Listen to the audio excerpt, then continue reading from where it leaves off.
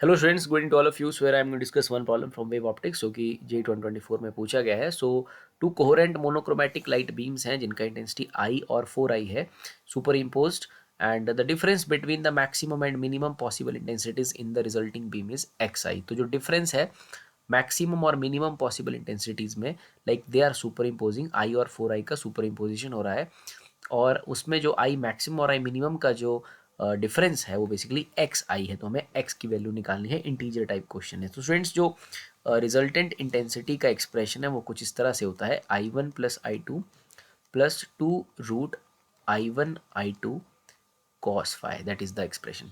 सो अगर मैं I max की बात कर रहा हूँ, so I intensity will be maximum when cos phi is equal to one. Okay, अगर कॉस फाई का वैल्यू वन होगा then R intensity, resulting intensity will be maximum.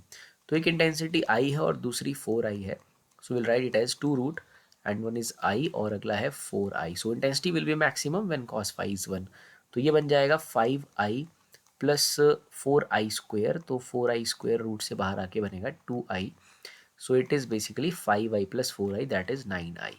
तो अगर हम यहाँ पर देखते हैं कि मैक्सिमम हमारे पास आ रहा है 9 आई के बराबर, देन इसी रिलेशन का यूज़ करके we will find for I minima.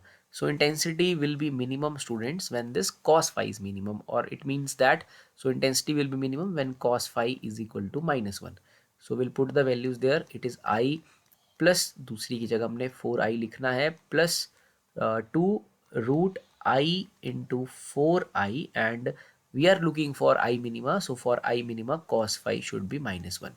सो ये बन जाएगा हमारे पास 5 I and it is again 4 I square, और ये बन जाएगा हमारे पास it is 4 I square, root के बाहर आने पर वो 2 आई बनेगा, माइनस साइन अलग से है, सो इट इज़ 4 आई। तो 5 I minus 4 I is simply I. तो आई मिनिमम बन रहा है आई, और आई मैक्सिमम बन रहा है 9 आई।